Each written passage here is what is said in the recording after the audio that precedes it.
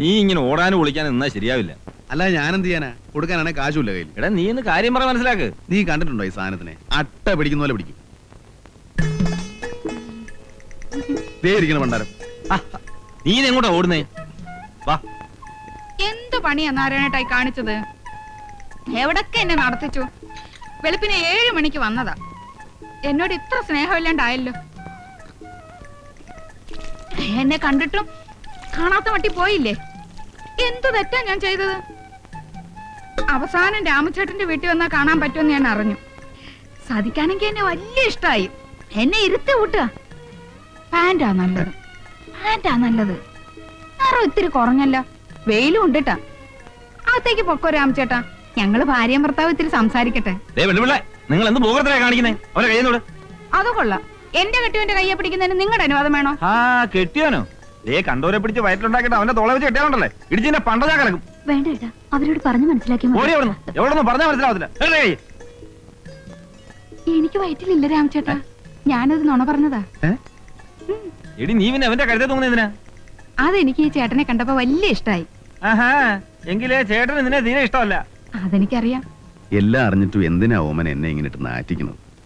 ചെയ്യാൻ പാടില്ലാത്ത ഞാൻ ചെയ്തത്. ഇതുപോലെ പലതും ചെയ്തിട്ടുണ്ട്, കാശിന് വേണ്ടിയാ. ഇപ്പൊ അതൊക്കെ ഞാൻ നിർത്തി. എന്നെ ഒന്ന് ഒഴിവാക്കി തരാൻ എത്ര കാശാ ഞാൻ തരേണ്ടത്? ഒന്നും തരണ്ട, ഞാൻ ഒഴിഞ്ഞോളാം. കാശിന് വേണ്ടി തന്നെയാ ഞാനും ഗർഭമുണ്ടെന്നൊക്കെ പറഞ്ഞത്. ഇനി എന്റെ ശല്യം ഉണ്ടാവില്ല. നാളെ ഞാൻ ബോംബെക്ക് പോവാ, വലിയൊരു വീട്ടിൽ അടുക്കളപ്പണിക്ക്. ഒന്ന് കണ്ട് പറഞ്ഞിട്ട് പോവാന്ന് വെച്ച് വന്നതാ. പറയാൻ എനിക്ക് വേറെ ആരുമില്ല. മൂപ്പരോട് മാത്രമായിട്ട് ഞാനൊന്ന് സംസാരിച്ചോട്ടെ.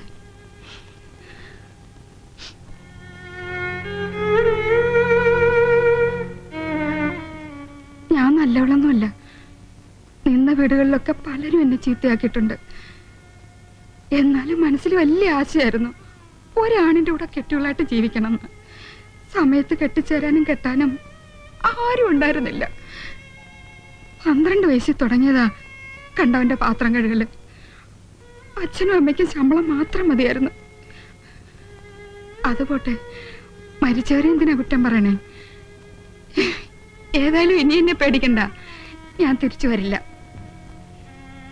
കാശിന് വേണ്ടി ചെയ്തതാണെങ്കിലും മരിക്കണവരെ ഈ താലി ഞാൻ ഇട്ടോട്ടെ. ഇഷ്ടമല്ലെങ്കിൽ വേണ്ട, ഞാൻ അടിച്ചു.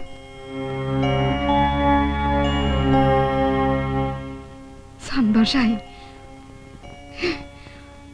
വിശപ്പ് കിടണ്ട, പോയി ഊണ് കഴിച്ചോളൂ. ഞാൻ ഒഴിഞ്ഞു പോയിന്ന് കൂട്ടുകാരനോട് പറഞ്ഞേക്കും.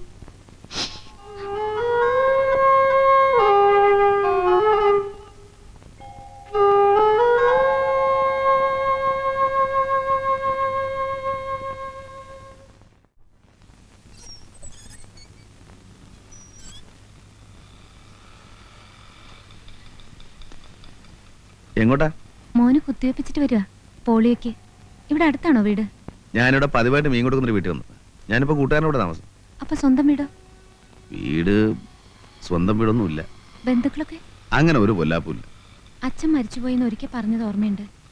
അമ്മയോ? അമ്മയും ഉണ്ടോന്നറിയില്ല. നാട് വിട്ട് കാലം കുറയല്ലേ. 8-9 വയസ്സുള്ളപ്പോ കള്ളവണ്ടി കയറിയതാ അമ്മയുടെ കല്യാണത്തിന്റെ അന്ന്. അമ്മയുടെ കല്യാണോ? 2ാം കെട്ട്. ഇപ്പൊ ചിരിച്ച പോലെ ചങ്ങാതിമാര് ചിരിച്ചപ്പോ വിട്ടു. പിന്നെ തിരിച്ചു പോകാനൊരു മടി. അന്ന് ഈ ചായക്കടലൊക്കെ ചെല്ലുമ്പോ എന്നും പത്രം നോക്കും, കണ്ടവരുണ്ടോ, മകനെ മടങ്ങി വരൂ, അങ്ങനെ വല്ലതും ഉണ്ടോന്ന്. എവിടെ? കത്തയച്ച് നോക്കി, അതിനുമില്ല മറുപടി. പിന്നെ എവിടെ കൂടി. അല്ല ചാവാൻ പറ്റുമോ? മീനിട പൊതിഞ്ഞു തരട്ടെ, വറക്കാം? വേണ്ട. എന്നാ ചെയ്യുന്നതിനും പോട്ടെ.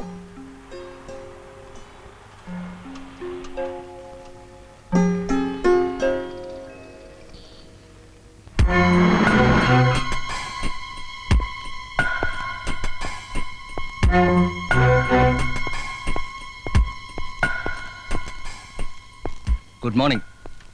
Good morning. ഇരിക്കി. നമ്മൾ തമ്മിൽ പരിചയപ്പെട്ടിട്ടുണ്ട്. Circle inspector Sreekumar. ഉവ്വ്, ഓർമ്മയുണ്ട്. ഞാൻ വന്നത് നമ്മുടെ ഈ സ്കൂട്ടർ ആക്സിഡന്റിൽ മരിച്ചില്ലേ? ഉവ്വ്, ബെന്നി. ഭയങ്കര കഷ്ടായിപ്പോയി. ഭാര്യയും കുഞ്ഞും കഷ്ടം. പക്ഷെ ആ സ്ത്രീ ഇപ്പൊ ഒരു പെറ്റീഷൻ തന്നിരിക്കുന്നു. അവർക്ക് ആ മരണം ഒരു കൊലപാതകമാണോ എന്ന് സംശയമുണ്ട്. ഏയ്, അതൊരിക്കലും അല്ല. താങ്കൾക്ക് അത് ഉറപ്പാണോ? ഉറപ്പെന്ന് പറഞ്ഞ പത്രത്തിലുണ്ടായിരുന്നു. പിന്നെ പോലീസ് റിപ്പോർട്ട് അതാണല്ലോ. അതെ, എസ് ഐയുടെ അഭിപ്രായം അതാണെന്ന് വെച്ച് സത്യം അതായിരിക്കണമെന്നില്ലല്ലോ. ഒരു 6 മാസം മുമ്പ് ഇതുപോലെ ട്രെയിനിന്റെ അടിയിൽപ്പെട്ട നിലയിൽ ഒരു ബോഡി കിട്ടി. സൂയിസൈഡ്. പക്ഷെ പിന്നീട് എനിക്ക് തോന്നി it was a murder. Kareem Bhai എന്ന് പറയുന്ന ഒരു ഗുണ്ടയുണ്ട്, അറിയോ? ഏയ്, ഗുണ്ടകളായിട്ട് എനിക്ക് യാതൊരു ഇടപാടുമില്ല. A very notorious criminal. അവൻ കൊന്നതാ. അതൊരു മർഡർ കേസായി പ്രൊസീഡ് ചെയ്യാൻ ഞാൻ തീരുമാനിച്ചതാ. പക്ഷെ മരിച്ചയാളുടെ ബന്ധുക്കൾക്ക് കരീമിനെ പേടി. ക്ലോസ് ചെയ്ത ഒരു കേസ് കുത്തിപ്പൊക്കണ്ടെന്ന് മേളിൽ നിന്നുള്ള ഓർഡർ. ഞാൻ വിട്ടു. പക്ഷെ അവനെ ഞാൻ പിടിക്കും. അല്ല, ഇതൊക്കെ എന്നോട് പറയുന്നതിന്റെ ഉദ്ദേശം എനിക്ക് മനസ്സിലായില്ല. ഒന്നുമില്ല, സംസാരിച്ച കൂട്ടത്തിൽ പറഞ്ഞെന്ന് മാത്രം. ഈ ബെന്നി ആളെങ്ങനെയാ? സുമുഖൻ, സുന്ദരൻ, ഞാൻ അയാളുടെ സ്വഭാവമാണ് ചോദിച്ചത്. ഇത്തിരി കടുംപിടുത്തക്കാരനാണ്. എന്ന് വെച്ചാൽ കൈക്കൂലിക്ക് മറിയില്ലെന്നർത്ഥം. അയാൾക്ക് ശത്രുക്കൾ ആരെങ്കിലും ഉള്ളതായിട്ട് അറിയോ? ശത്രുക്കളായിട്ട് ആരെങ്കിലും ഉണ്ടോന്ന് ചോദിച്ചാ ശത്രുക്കളില്ല. മരിച്ചതിന്റെ തലേന്ന് ഉച്ചയ്ക്ക് ഞങ്ങൾ ഓഫീസിലേക്ക് ചെല്ലുമ്പോ അദ്ദേഹം അകത്തുനിന്ന് പുറത്തേക്ക് വരുന്നു. എന്റെ വണ്ടി കണ്ട ഉടനെ സ്കൂട്ടർ നിർത്തി തമാശയൊക്കെ പറഞ്ഞ് പിരിഞ്ഞതാ. എന്ത് തമാശ? തമാശ എന്ന് പറഞ്ഞാ ഞാൻ എപ്പ കണ്ടാലും എന്റെ ബില്ല് ഒപ്പിടിക്കുന്ന കാര്യം മാത്രം മറക്കും. അപ്പൊ എന്റെ മറവിയെ കുറിച്ചിട്ടുള്ള തമാശ ഇങ്ങനെ പറഞ്ഞിട്ട് ഇപ്പൊ ബില്ലോ പിടിച്ചോ? ഒപ്പിടാ അദ്ദേഹം ഉണ്ടായില്ലോ. പിന്നെ ജോൺ സാറും സൂപ്രണ്ടിങ് എഞ്ചിനീയറൊക്കെ വിചാരിച്ചോണ്ട് അത് പാസ്സായി കിട്ടി. ഈ ബെന്നി ഭയങ്കര കൈക്കൂലിക്കാരനായിരുന്നു അല്ലേ? ഏയ്, നയാ പൈസ വാങ്ങില്ല. അത് നിങ്ങൾക്കൊക്കെ വലിയ ബുദ്ധിമുട്ടല്ലേ? ഏയ്, നമുക്ക് ബുദ്ധിമുട്ടൊന്നുമില്ല. നമ്മൾ വൃത്തിയായിട്ട് പണി ചെയ്ത് കഴിഞ്ഞാൽ പിന്നെ എന്തിനാ സാറേ കൈക്കൂലി കൊടുക്കുന്നത്? അയ്യപ്പൻ നായർ എന്ന് തന്നെയല്ലേ പേര്? അതെ. അപ്പൊ നിങ്ങള് തലേന്ന് ഉച്ചയ്ക്ക് ബെന്നിയെ കണ്ടപ്പോ കൂടെ കരീമുണ്ടായിരുന്നല്ലേ പറഞ്ഞേ? കരീമൊന്നും ഉണ്ടായിരുന്നില്ലല്ലോ. എനിക്ക് അവരായിട്ട് യാതൊരു ബന്ധവുമില്ല. നിങ്ങൾ പറയുന്ന ഏത് കരീമ? കരീം ഭായി. ഓ, നമ്മുടെ കരീം ഭായി. ആ. ഞാൻ പറഞ്ഞ വേറൊരു കരീമ. അപ്പൊ കരീം ഭായി അറിയാം അല്ലേ? അല്ല, എനിക്കറിയില്ല, കേട്ടിട്ടുണ്ട്. Thank you. അപ്പൊ പിന്നെ കാണാം. നമ്മളെന്തിനാ സാറേ പിന്നെ കാണുന്നത്? നമുക്കിത് ആയിട്ട് യാതൊരു ബന്ധവുമില്ലല്ലോ. അതെനിക്ക് അറിഞ്ഞൂടെ. മരിച്ചയാളുടെ വൈഫ് ഒരു പെറ്റീഷൻ തന്നു. എന്നിട്ട് നമ്മളൊന്നും അന്വേഷിച്ചില്ലാന്ന് കംപ്ലൈന്റ് വേണ്ട. പോട്ടെ.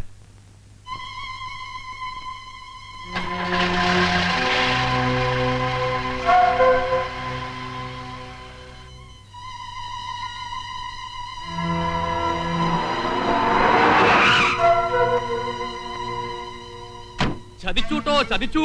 ആര്? ആ എഞ്ചിനീയറുടെ ഭാര്യ കേസ് കുത്തിപ്പൊക്കി. പൊക്കട്ടെ. പൊക്കട്ടേന്നോ? സർക്കിൾ ഇൻസ്പെക്ടർ അന്വേഷണം തുടങ്ങി. അയാൾ എന്നെ ചോദ്യം ചെയ്തു. എല്ലാം അറിഞ്ഞ പോലെ അയാളെ ചോദ്യങ്ങള്. ചോദിച്ചാ ചോദിച്ചിന് ഉത്തരം പറയണം. നിങ്ങൾ തുള്ളാതിരിക്കുന്നവരെ വാലും തുമ്പും തെളിവില്ലാത്തൊരു കേസിന് എന്താത്ര പേടിക്കാൻ? നിങ്ങൾക്ക് പിന്നെ ശീല, നമുക്ക് അങ്ങനെയല്ല. ആ നത്തിന്റെ വായെന്ന് വല്ല വിടുവായത്തിനും പുറത്തു വരുമെന്ന എന്റെ പേടി. പറഞ്ഞാ നത്തു അകത്താ. നത്തിന് പിന്നെ കണ്ടില്ലേ? ഇല്ല, ഇപ്പൊ ആ എഞ്ചിനീയറുടെ ഭാര്യയുടെ സ്വന്തം ആളാന്നാ പറഞ്ഞേക്കണം. ഓഹോ. ആ, മനോഹര, നത്തിനോട് എന്നെ ഒന്ന് കാണാൻ പറ.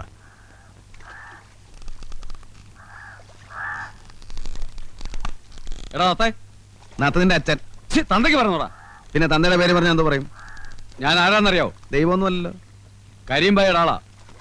ആനയെ പേടിക്കാം, ആന പിണ്ടത്തെ പേടിക്കാൻ പറ്റില്ല. നിന്നെ ഞാൻ എടുത്തോളാം. എടുക്കണ്ട, ഞാൻ നടന്നോളാം. കരീം ഭായി അന്വേഷിക്കുന്നുണ്ട്. നീ അങ്ങോട്ട് വാ. അപ്പൊ ഞാൻ കണ്ടോളാം. രാമു, നീ എന്തോടെയായി കാണിച്ചത്? പിന്നെ എല്ലാത്തിനും മര്യാദ ഉണ്ടടാ. നിന്നെ ഞാൻ എടുത്തോളാം. എടുത്തിട്ട് പോടാ.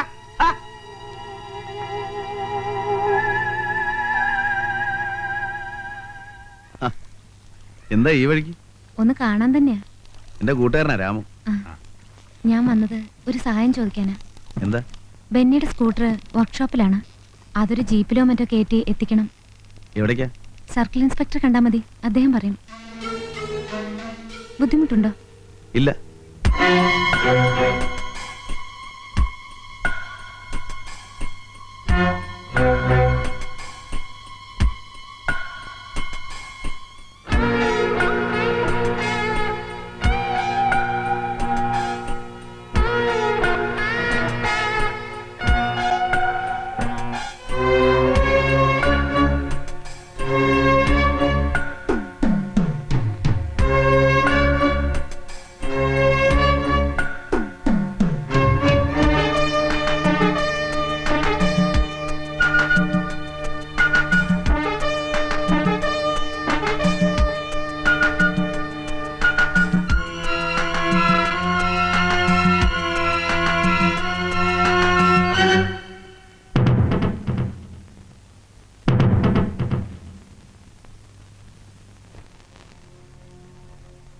അച്ഛനിത് എപ്പോഴാണ് ബാങ്കിൽ പോകുന്നത്? ബാങ്കിൽ പോകാനൊക്കെ സമയമല്ലേ? അതിന് മുമ്പ് തന്നെ എത്ര പണി കിടക്കണു.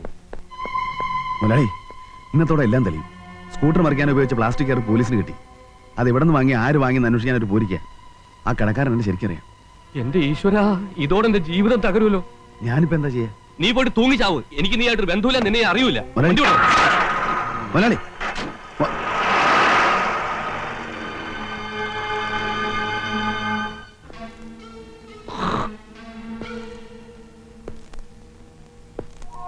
അറിയില്ല കേട്ടില്ല എന്നൊന്നും പറഞ്ഞിട്ട് കാര്യമില്ല. നത്തിനെ പോലീസ് പിടിച്ച നമ്മൾ 3 പേരകത്താ.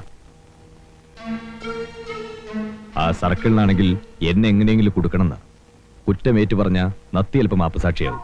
നമുക്ക് രക്ഷപ്പെടാൻ എന്താ വഴിയെന്ന് പറയും. ഒരു വഴിയുണ്ട്. ഇത്തിരി വിഷം മേടിച്ച് നിന്ന് മരിക്കാം. അതൊരു വഴിയാണ്. എരുതിയിൽ എണ്ണ ഒഴിക്കൽ എന്റെ ഭായി.